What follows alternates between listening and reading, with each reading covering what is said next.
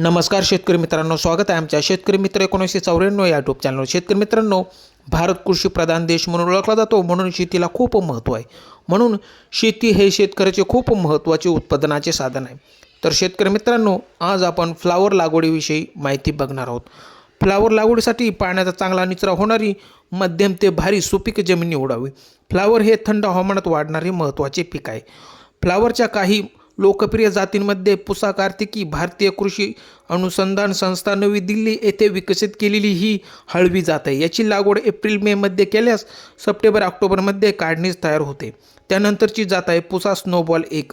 ही एक लोकप्रिय जात असून लावणीनंतर 100 दिवसांत पीक काढणीला येते। या जातीचा गड्डा मध्यम आकाराचा आणि पांढरा शुभ्र असतो।